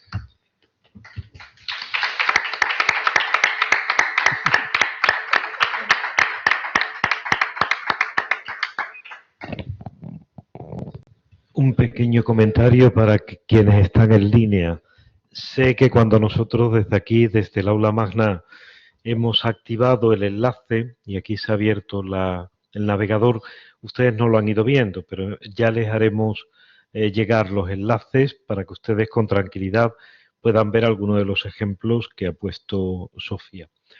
Y de inmediato yo creo que tú coordinas y vas dando la palabra aquí en la sala y online para quien quiera comentar, añadir algo, preguntar, discrepar. Por supuesto, o sea, uno de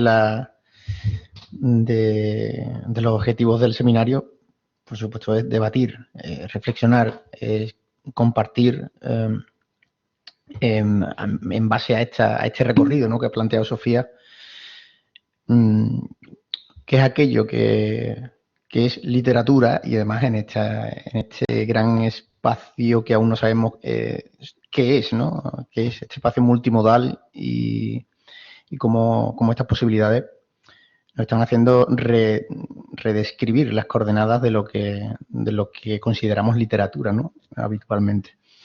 Si tenéis algún tipo de comentario, reflexión. Ok, y no sé si pedirte que, porque no tenemos micro inalámbrico, si te es posible bajar, si no, desde ahí con buena voz, ni no te preocupes. Avanti. Hace unos años, recuerdo que en un taller de periodismo nos platicaba un maestro de un señor en Estados Unidos que fue perseguido por la policía, o sea, lo espiaban, ese juez lo espiaban y lo seguían a su casa y a donde iba, pues porque no era de raíces de la India, o no era americano. Entonces, obviamente, pues, es una situación de racismo, discriminación, él no estaba haciendo nada malo, él iba a su trabajo y seguía su vida. Entonces él decidió crear un blog en el que él publicaba todo lo que desayunaba, cómo se veía su cama todos los días, cómo el baño, o sea, volvió pública su vida, como una manera como un discurso, o sea, ¿quieres saber lo que hago? Pues te estoy mostrando todo lo que hago, ¿ya? Me pareció como un proyecto muy interesante, la verdad, desde cuando lo vi. Y los ejemplos que me muestras ahorita me hacen mucha resonancia con eso, porque al volverse no solo texto, como bien decías, multimodal, me da la sensación de que es como un performance digital. Y nada, era eso. O sea, quería resolver que la palabra performance me resuena mucho cuando nos expresamos en lo digital, porque involucra más allá de un medio de una manera de comunicarnos, ¿no? Claro. ¿Alguien quiere preguntar algo? Sí, totalmente, Mariela. Ajá. Fíjate que mientras lo comentabas, me pareció muy útil como ejemplo también en lo que decía también que tiene que ver con la profundidad y sobre todo la parte crítica o incluso la perspectiva política, ¿no? O sea, incluso, ¿no? Como cuando se habla de es íntimo y es el Estado, ¿no? En este caso creo que ese es un ejemplo muy puntual. Y como también ¿cuál es la palabra? Como una estrategia, una manera de hacer ver, ¿no? La realidad o su realidad. Y que también tiene una parte performativa. Yo creo que es importante, ¿no?, notar cómo incluso esta es una o sea, tiene una performatividad, ¿no? O sea, creo que cada uno de los fenómenos, ¿no?, que ocurren y situaciones con las que lidiamos tienen esa parte, ¿no? O sea, evidentemente hay roles, pero lo interesante del medio digital es que nos permite ampliar los lenguajes, ¿no? Y yo creo que esa es la parte que o nos vuela la cabeza de, qué interesante, o nos vuela la cabeza de, oh, no, ahí yo ya no entro. Hay mucha gente que tampoco resuena y que está bien, que no hay mucha resonancia. Y eso también creo que es muy válido, no se puede forzar, pero sí creo que podemos empezar por conocer, ¿no? Y por poner en común. Y yo creo que, por ejemplo, ese proyecto, ¿te acuerdas del nombre del...? No. Ándale, eso, y conocerlo creo que es lo que hace que se ponga en común y nos remite a esa comunidad y a esa manera de hacer memoria juntos, ¿no? Creo que si algo tienen los medios, en este caso digitales, ¿no? El entorno digital es eso, ¿no? Precisamente, que nos ha dado una ventana también al mundo en el aspecto de lo íntimo, ¿no? Y yo creo que eso tiene sus peligros, por supuesto, pero también tiene sus ventajas si las sabemos utilizar. El momento en que el binomio cuerpo-máquina lo usamos a nuestro beneficio y para la creación, ¿no? y evidentemente para poner, en este caso, oye, yo quiero decir, esta es mi vida y mi vida es como la del resto, ¿no? O estas son las desigualdades y mi vida no es como la del resto también, ¿no? Y esas son las diferencias y eso es lo que quiero yo transmitir. Y yo creo que en ese sentido, hombre, yendo al aspecto de lo íntimo, en la esfera íntima y en el aspecto de la poesía y vamos a decir, el oficio, pues sí, claro, del oficio de escritor, para mí fue fundamental el entorno digital.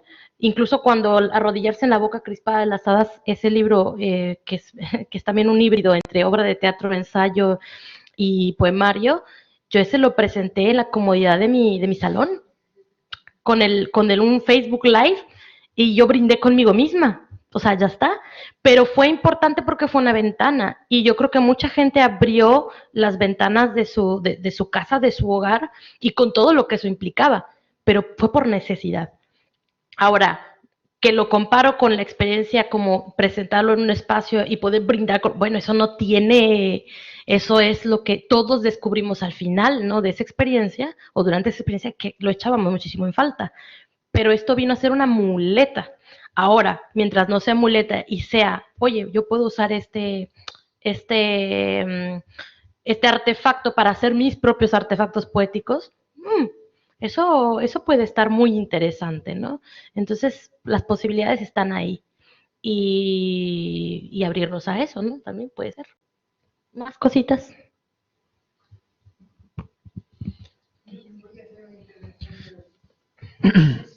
Sí, ¿te costaría mucho, quizás? No,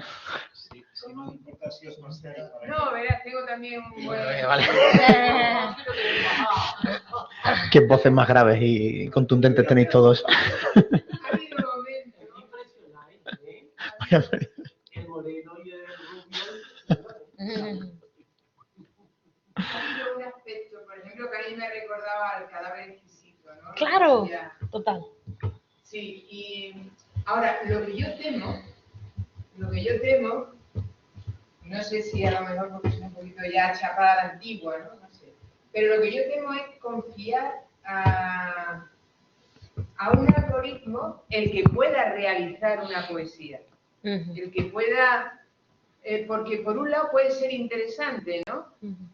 Pero la sensibilidad, el alma, ¿no?, que pone el poeta, no me gustaría reducirlo a un algoritmo. Quiero decir, que puede haber gente que sepa manipular perfectamente o que sepa muy bien de esto de cibernética o como se llame eso, para mismo no me acuerdo.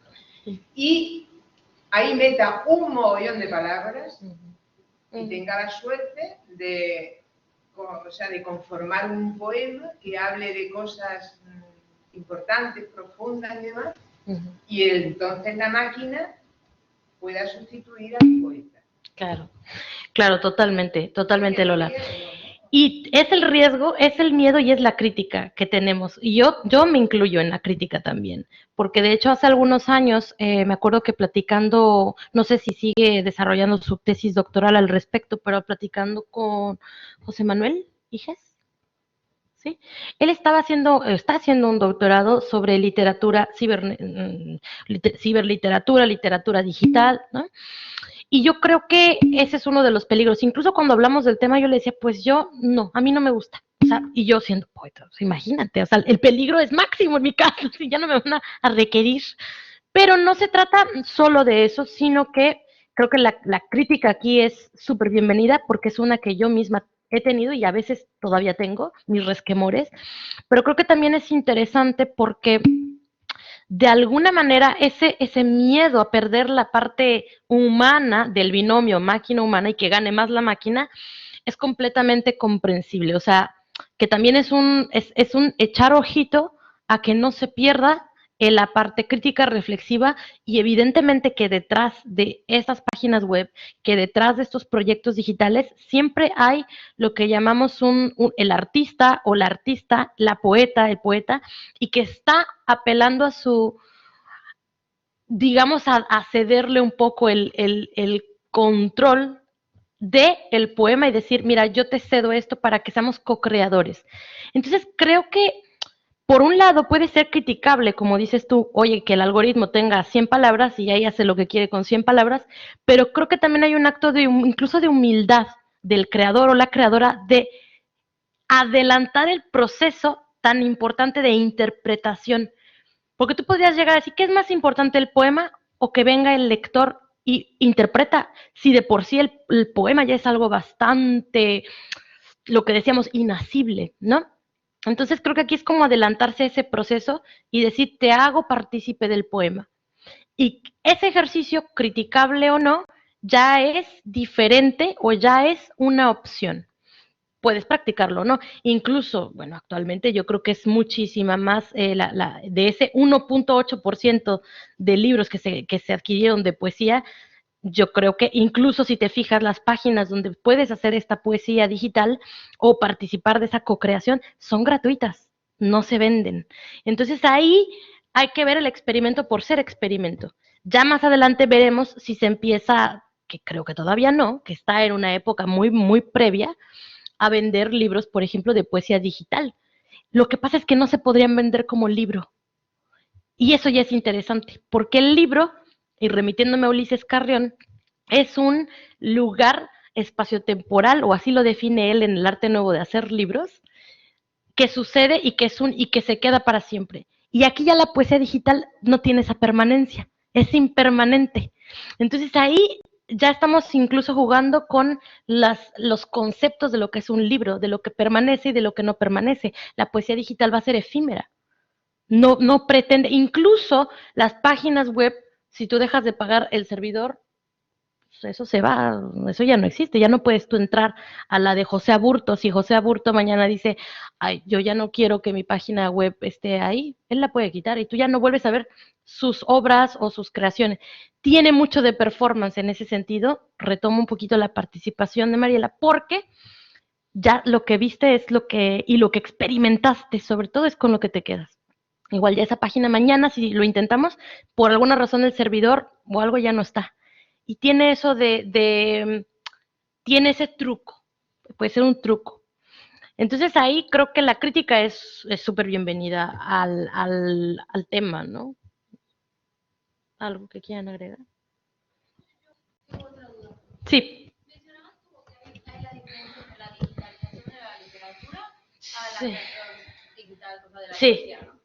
Y se me vino, en Twitter sigo una cuenta que es Don Quijote de la Mancha, en tweets. Ah, qué interesante. ¿Eso qué es? Eso es digitalización de literatura, no es literatura digital, aunque suceda en el espacio digital. Lo interesante sería saber si hay alteraciones al texto original. Y ahí no sería solo interesante, sino que ahí vendría el fact checker de Humberto Eco de, oye, a ver si están poniendo bien las cosas, si están citando bien, porque están jugando con la literatura que ya tenemos como universalizable. Pero es interesante, eso es interesante también. ¿Alguien más quiere comentar algo, reflexionar?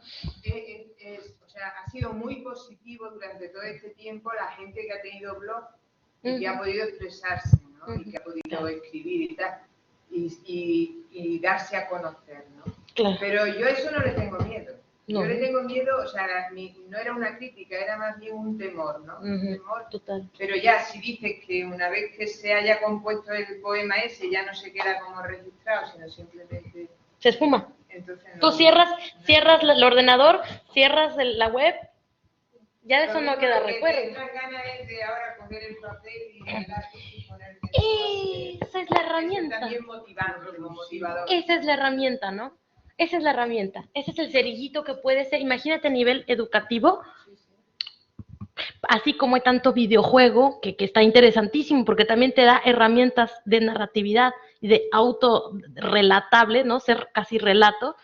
En el aspecto poético, creo que la poesía digital puede dar como un patio de juegos, ¿no? Puede ser un espacio común que tiene ya algo que dices tú, esto no es lo de siempre, esto es otra cosa.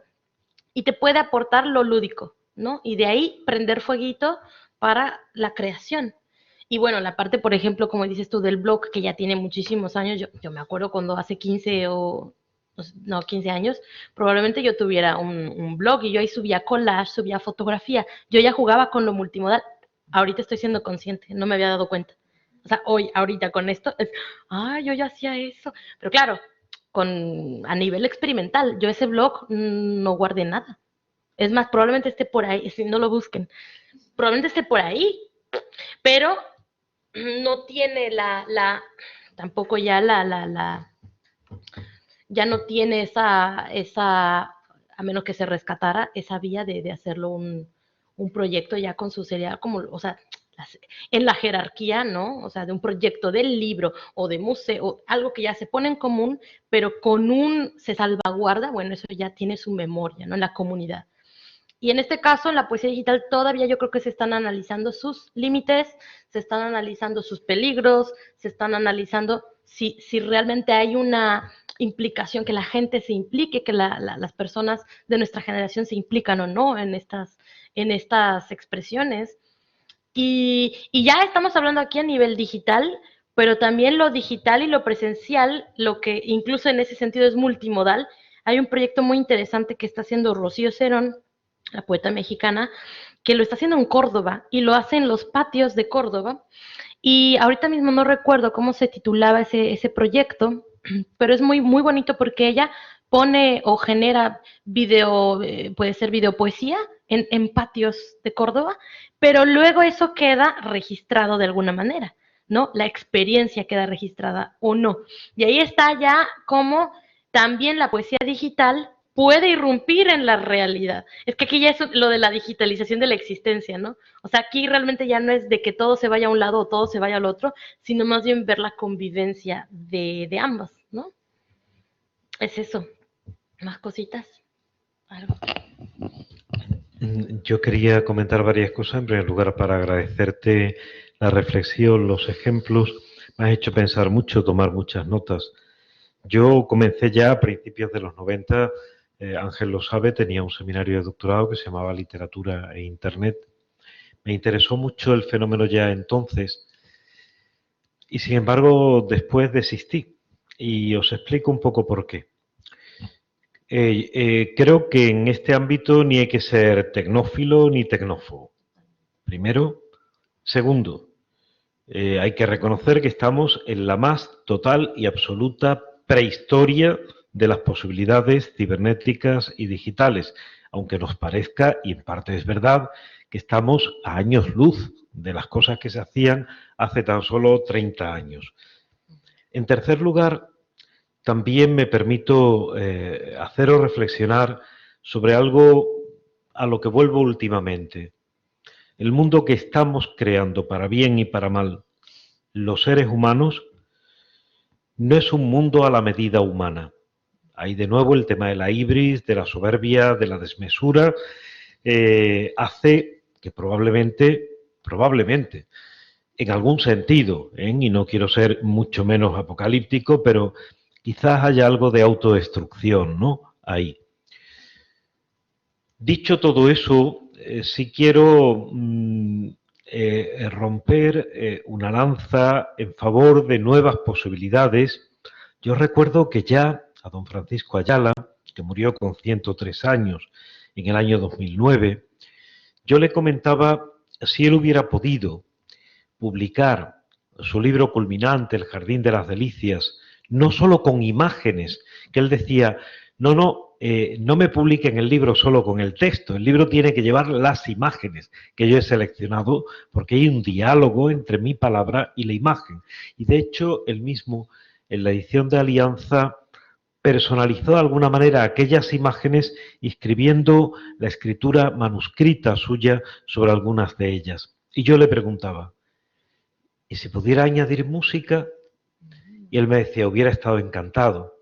Me hubiera parecido, Ayala era un gran melómano, era un hombre que amaba, además con registros muy abiertos, la creación musical y que constantemente está haciendo alusiones no solo plásticas, no solo visuales en su obra, sino también alusiones de carácter musical, a veces desde los propios títulos de sus relatos, por ejemplo, un ballo in maschera, hasta otro texto que se llama un bel dì.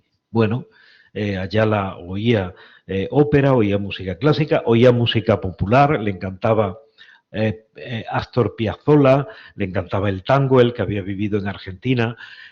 Yo le descubrí oyendo a Niña Pastori y le pregunté, ¿le gusta? Me dijo, claro que me gusta las manifestaciones de mi tierra, de Andalucía, ¿no? Y él reconocía bueno, que él había intuido aquello. Es verdad que Ayala fue el primer autor que escribió un libro sobre el cine, el primero que entendió que el cine era algo más que un espectáculo de barraca, cuando publicó Indagación del Cinema en el año 29, con 23 años.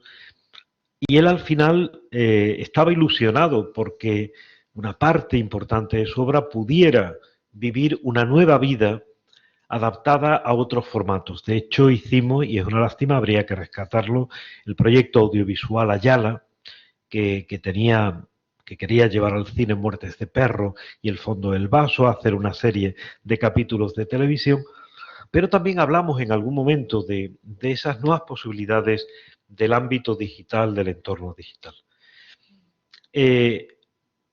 Hablamos ahora de humanidades digitales, que son otras humanidades distintas. Es que hay un gran equívoco en la palabra humanismo y humanidades.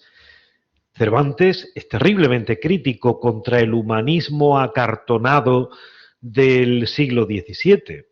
Y él habla de otro tipo de humanismo diferente y hace parodia. Pensad, por ejemplo, en aquel famoso primo de Basilio en las bodas de Camacho, el que le acompaña al famoso episodio de la cueva de Montesinos. No, es un papanatas, es un bocazas, es un pedante, es alguien que forma parte ya del pasado. Y ahí hago ya mi última reflexión, por ponerla en juego. Hablamos a veces, siguiendo el ejemplo de la expresión neotestamentaria del Evangelio, de echar vino nuevo en odres viejos, cosa que seguimos haciendo y los odres revientan. Pero algo que hacemos más todavía es echar vino viejo en odres nuevos. Y el vino viejo que se echa en odres nuevos, por muy nuevos que sean los odres, y precisamente por serlo, lo que hace es agriarse. Hay mucha gente que está echando vino viejo en odres nuevos. Yo no he visto todavía una gran creación que al menos me parezca memorable, que me parezca un punto de referencia, un punto de inflexión en este ámbito. Y si la descubrís, me lo decís. Y por eso os confieso que en un momento determinado, y no sin dejar de visitar, de atender, incluso recuperaré, este año he hablado poco, me es testigo Mariela, de la poesía en el ámbito digital, porque en última instancia el problema es que mucha de la gente que está haciendo poesía en el ámbito digital no sabe qué es poesía. Y no la sabe porque los seres humanos no sabemos las cosas por ciencia infusa. Como decía Borges, y yo en eso estoy absolutamente de acuerdo con él, para ser un escritor medianamente respetable hay que ser un excelente lector. Los descubridores de Mediterráneos descubiertos proliferan cada vez más. Y los que intentan empatarnos, pues mira, como yo tuve que decir hace no mucho en un trabajo fin de máster, supuestamente sobre realismo sucio, yo le decía, yo no te reprocho que hagas realismo sucio, sino que no lo hagas. Porque mira, a mí ya lo de follar y meter y sacar y la sangre y el semen y me suena al niño que está con pedo, caca, culo, pis. A mí ya no me escandaliza. Hombre, a ver si llegáis un poco más lejos y llegáis un poco más creativamente, ¿no?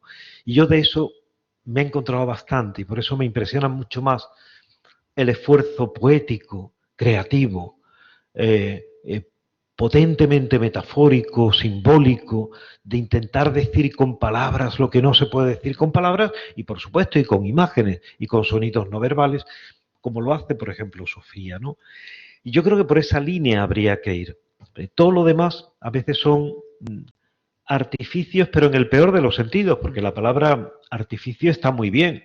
Lo artificial es lo hecho con arte. Y hay que recordar que precisamente arte en griego se dice tecne. que la tecne retorique es el ars poética. Ars es tecne es ars. Y nadie puede hacer arte sin la técnica necesaria para la escritura, aunque sea, y lo subrayo, y ahí está el punto de fuga, escrituras multimodales, nuevas posibilidades, en ese ámbito al que yo siempre invito, pero en el que he de confesar que a veces me da miedo irme de este mundo sin poder ver algún signo de eso que yo llamo nuevas formas de pensar, nuevas formas de sentir, nuevas formas de comunicar, nuevas formas de actuar. Nos está costando mucho trabajo. Los dolores de parto para iluminar, para alumbrar todo eso, están siendo muy duros. Pero reflexiones y conferencias y nexos y enlaces como los de Sofía creo que nos ponen en la pista. Y yo por eso, de nuevo, le agradezco su magnífica aportación, su magnífica reflexión. Gracias. ¿Alguien en red? Pregunte cositas. En redes, ¿alguien quiere aportar? Creo que María, bueno, es más un agradecimiento que una reflexión o el inicio de una pregunta. Muchas gracias por toda la charla, novedosa e interesantísima, por los panoramas que se abren para la escritura creativa en estas nuevas dimensiones, entrecomillado. Quisiera comentar un par de dudas que me surgen ahora que están comentando la condición efímera de estos poemas digitales. ¿Habría entonces una separación entre lo que es el performance o la performance y lo que es poesía? Porque no me va quedando la idea de que transitan muy simultáneos. Me va quedando la idea de que transitan muy simultáneas. Sí, No sé si... sí. Bueno, primero que nada, María, muchísimas gracias también por ver y por escuchar, sobre todo el seminario, la conferencia. Y creo que es muy importante que establecer que la performance en su dimensión clásica, pero clásica cuando hablamos de los 60, 70, tiene que ver con el acto efímero, sobre todo presencial. O sea, que aquí ejemplos, hay un ejemplo muy, muy claro que es el de Marina Abramovic, por ejemplo, que ella hacía o hace y todavía hace performance como esta tan famosa que es la de sentarse en silencio frente a personas que pasan, generalmente en un espacio como un museo, y, y otras, ¿no? Otras como lo que llamamos la performance es más en todo caso coquetea más con el teatro, porque tiene que ver con lo presencial. Y hay una larga historia y tradición de la performance que yo no me atrevo como a profundizar en este momento, pero claramente la diferencia entre la performance que tiene esta parte presencial, lúdica también, conceptual, y que tiene que ver más con un desarrollo del arte en las vías de lo escénico, ¿sí? La poesía, bueno, evidentemente trae otra trayectoria y trae una historia que, por ejemplo, aquí Manuel Ángel sería mucho más la persona para desarrollar, pero sí que hay una clara bifurcación. Lo que se habló ahorita era de la hibridación y cómo en el ámbito digital pudiera ser que la poesía digital concretamente parece que tuviera algo de performance en el aspecto de lo efímero, pero aquí separando muy claramente que performance y poesía son dos corrientes de la creatividad humana distintas, o son dos partes distintas, ¿no? Bueno, yo creo que esa es la diferencia que yo haría fundamental. Más cositas, tenemos 9 largos minutos. María. Sí, bueno, muchísimas gracias, Sofía, interesantísimo. A mí me surgió un pensamiento por la dimensión educativa de lo que proponías. Y un poco observando las nuevas generaciones, qué tipo de expresión tienen, y se me ocurrían los TikToks, ¿no? Que hay generaciones de niños desde los 8 años hasta los 14, 15, que están muy acostumbrados y que tienen muy trillado eso de expresarse con imagen muchas veces propia, música y letra. Muchas veces en los TikToks están las 3 dimensiones. Sí. Muchas veces la autoimagen, además de los adolescentes, luego con una música y en la misma imagen a veces le ponen la letra de la música o bien otras palabras que ellos insertan. Entonces, Obviamente eso no tiene nada que ver con lo que tú estás exponiendo, pero hay elementos comunes. Total. Hay elementos comunes y no sé hasta qué punto sería muy interesante trabajar desde esa perspectiva de que hay unas generaciones de chavales y chavalas que están bastante acostumbrados a trabajar. Lo que pasa es que por otra parte hay que pensar, digo, que el tempo de la poesía y el tempo del TikTok son como lo contrario, ¿no? Totalmente. Sí. La poesía casi te lleva a irte del ordenador, a quitarte la pantalla, ¿no? Sí. Me molesta el brillo. Entonces, no sé, es un poco una reflexión sin acabar sobre Pero increíble, ¿no? A mí me encanta. ¿Comentas algo, Jesús? Bueno, en realidad no era, venía un poco a complementar la pregunta de María, ¿no? Que yo creo que hay elementos comunes, por supuesto. Me he sorprendido encontrar a Sven Set, que es un teórico, uno de los primeros teóricos que existen sobre la nueva literatura digital y también del videojuego. Y de la literatura que él llamó ergódica, ¿no? A partir de entonces empezó a acuñar el término de ergódico como aquello que tiene más sendas, ¿no? De las que estrictamente se pueden recorrer. Claro, que es una explosión de posibilidad, ¿no? Entonces, para nosotros lo ergódico es aquello que es por naturaleza interactivo de alguna manera, ¿no? Y tiene mucho que ver con la pregunta de María, porque efectivamente TikTok tiene una serie de características que lo hacen interactivo ontológicamente. O sea, y lo que pregunta María en realidad es ¿dónde están los límites, ¿no? de lo que se puede considerar como literatura o lo que se puede considerar como otro tipo de creación que tiene más que ver con este mundo multimodal que con los tiempos estrictos de una poesía que todo el mundo entiende como literatura, pero ¿tiene sentido definir los límites de la literatura en la sociedad en la que vivimos? Yo me lo pregunto. No estamos acotando, porque tenemos que categorizar de alguna manera lo que es literatura y lo que no es literatura, o simplemente le otorgamos el mismo valor a una forma de expresión que a otra. Eso, por supuesto que no. Y la literatura tendría más valor en ese sentido, en el sentido de que es una forma de expresión ya fosilizada de alguna manera dentro de la academia y dentro de lo que se considera algo ya como un clásico, como algo que se debe conocer dentro de lo poco que conocemos de lo humano, ¿no? Aquello que tiene valor, ¿no? Dentro de nuestra vida, porque no se puede conocer todo, somos seres del límite, ¿no? Y las dos estas preguntas también, ¿tiene sentido ese límite de qué es literatura, qué no es literatura? Yo creo que se pueden identificar rasgos comunes, ¿no? Pero quizá no lo tiene, se está dibujando, de hecho, a través de esta nueva manera de entender la creación, que es el universo multimodal, la web 2.0, y ahora veremos a ver lo que pasa con la web 3.0 o 4.0, pero creo que se están desdibujando los límites y a mí me preocupa también esa manera difusa de entender lo que es la literatura, lo que debe ser literatura, o lo que es, voy a expresar algo en TikTok en 5 segundos, ¿no? Y quizá tendríamos que ocuparnos en poner los límites de lo que se considera una cosa u otra, o a lo mejor es que vamos tarde ya. Entonces, no sé, también te quería lanzar estas inquietudes que tienen que ver con la pregunta de... Yo comento de María. rápido que hubieron varias cosas que me conectaron, pero yo creo que aquí estamos incluso, más allá de la literatura, estamos hablando también de las dimensiones de lo que es incluso la historia del arte. Porque cuando hablamos de TikTok como red social multimodal, podríamos incluso definirla así para estudiarla o ponerle una categoría, a mí me parece también totalmente posmoderna o transmoderna quizás, pero posmoderna en el sentido del todo vale, y ahí es donde empieza un poco a salirse el caballo de la pista.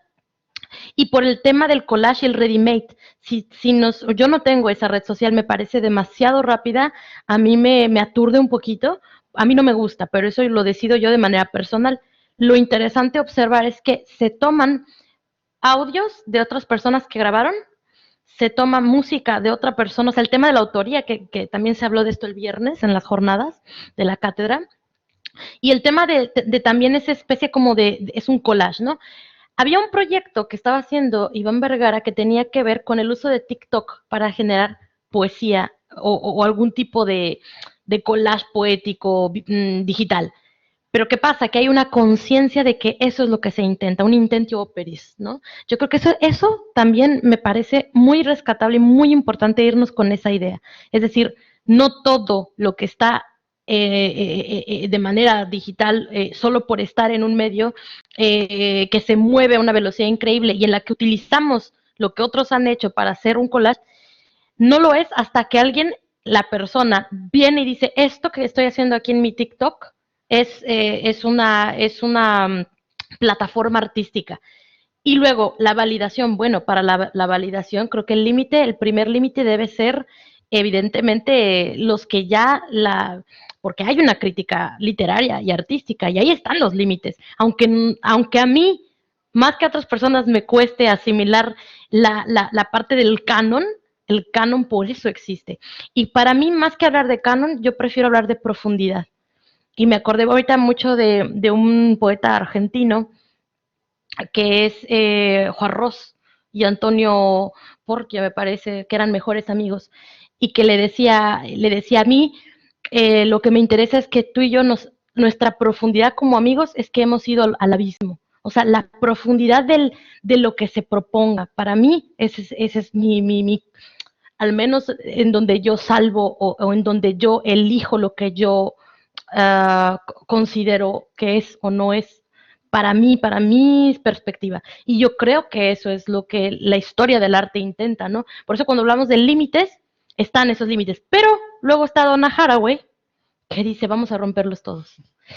Entonces aquí estamos frente a estas posibilidades, que creo que se puede encontrar un punto de equilibrio, porque eso es a lo que nos guía incluso el cuerpo humano, la homeostasis.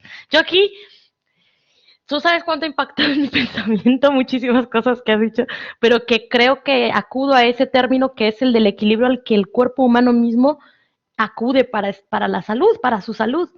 Entonces, por ejemplo, todo esto de lo que hemos hablado, que es digerirlo y que va a tomarnos un tiempo digerir, incluso a mí muchas cosas de las que se han hablado me van a tomar tiempo de digerir, creo que son hablar ya del límite de lo profundo y qué tan profundo puede ir la creatividad humana. Igual no tiene límite, pero la profundidad versus la aceleración de lo banal o la banalización de la cultura, eso es la crítica y para eso estamos. Y a mí no me preocupa, creo que nos ocupa. A mí no, hay otras cosas que me preocupan. Creo que esto nos ocupa y de manera muy interesante también. Y ver, como dice Manuel Ángel, cómo se desarrolla en el tiempo. Porque eso también va a ser lo interesante. Y bueno, yo creo que ya se acaba la sesión, ¿no? No, nada, perfecto. Muchísimas gracias. Creo que ha sido una tarde memorable, como decía. Nos quedan más dudas y más preguntas que certezas. Pero en eso estamos, y la sabiduría de Sofía, que significa sabiduría, pues nos ha iluminado una vez más. Que sean ustedes felices, nos volvemos a encontrar en el seminario Comunicación y Sociedad probablemente en octubre, probablemente con nuestro querido y admirado amigo Francisco Javier Martín López, y vamos a ir pensando entre todas, femenino genérico, me incluyo yo también, qué nuevas semillas de esperanza, de innovación, de transformación sembrar.